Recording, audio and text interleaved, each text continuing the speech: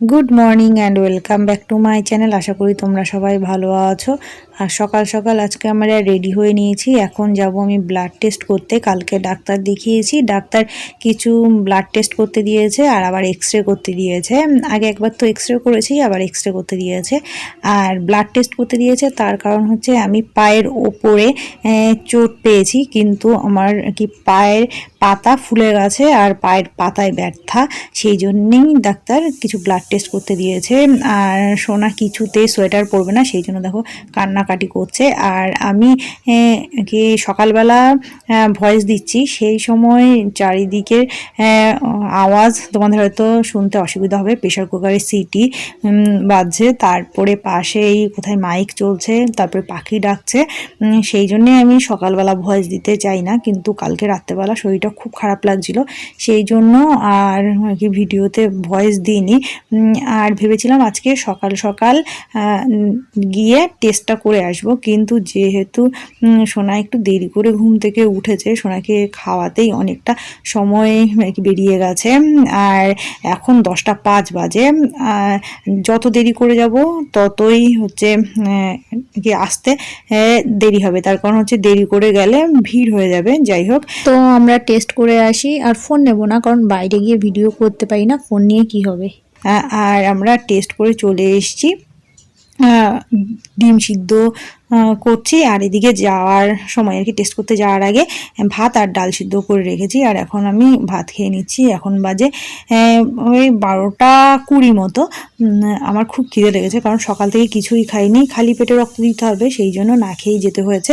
আর এমনি কিন্তু অনেক সময় এরকম হয় যে সকাল থেকে না খেয়ে প্রায় 1টা-1:30 পর্যন্ত থাকি, কিন্তু যেই দিনকে আর কি ভাত খাওয়া যাবে না আর কি বারণ থেকে, সেই দিনকেই মনে হচ্ছে খুব খিদে লেগে যায়। আর কি আমি তো উপোস করতেই পারি না, উপোস করতে খুব কষ্ট হয়। যেই দিন উপোস করি সেই দিন মনে হচ্ছে খিদেই আর থাকতে পারি না, ভাবি যে কখন খাবো কখন খাবো। সামান্য পায়ে চোট পেয়েছি, তার থেকেই এখন কতগুলো টাকা আর কি খরচ হয়ে গেল। দুবার ডাক্তার দেখিয়েছি, টেস্ট করেছি, আর কি সব মিলে প্রায় 2,500 টাকা খরচ হয়ে গেছে।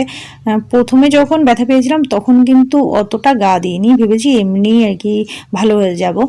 এমনিতেই তো হাঁটতে চলতে কতই ব্যথা পাই, এমনিতেই ঠিক হয়ে যায়। অনেক সময় আর কি ব্যথা পেয়েছি কিভাবে সেটাই মনে থাকে না, কিন্তু এই সামান্য ব্যথাতেই যে কি এতটা বাড়াবাড়ি হয়ে যাবে বুঝতেই পারিনি। যাই হোক, ভাত খেয়ে উঠে এখন যাচ্ছি বাইরে জামা কাপড় মেলতে।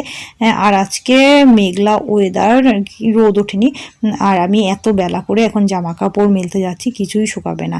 আর এদিকে সোনাও যাচ্ছে ওর বাবার সঙ্গে বাইরে, বাইরে গাছ কাটছে আর কি, দেওয়ালে কিছু অশ্বত্থ গাছ হয়েছে সেইগুলোই কাটছে। আজকে সোনাকে স্নান করাইনি, যেহেতু আমাদের ফিরতে একটু দেরি হয়ে গেছে আর ওয়েদারটাও ভালো না, সেই জন্য সোনার গা হাত পা মুছিয়ে দিয়েছি। এখন সন্ধে হয়ে গেছে। আজকে সন্ধ্যেবেলা হাজব্যান্ড অফিসে যায়নি, আর আমি চা করতে যাব এখন। আর সোনা দেখো কি দুষ্টুমি করছে, বইগুলো ছিঁড়ে ছিঁড়ে সব নিচে ফেলছে। ওর বাবা বারণ করছে যে বই ছিঁড়তে না, তবুও কে কার কথা শুনি। আসলে বাচ্চারা বই ছিঁড়বেই, এরকম কোনো বাচ্চা নেই যে কি বই ছেড়েনি। সোনার দুটো বইকে ছিঁড়ে দেখো কি করেছে। আর একটা একটা করে সব নিচে ফেলছে আর হাততালি দিচ্ছে, এতেই ওর আনন্দ। আর ওর বাবা যেহেতু বারণ করেছে বই ফেলতে না, সেই জন্য বইটা নিয়ে ভাবছে বইটা ফেলবে কি ফেলবে না। ওর বাবার কথা আবার খুব শোনেও। আর এদিকে আমি চা করতে চলে এসেছি। আর পায়ের ব্যথা আছে, কিন্তু আগের থেকে একটু কম, যেহেতু ওষুধ খেয়েছি সেই জন্য।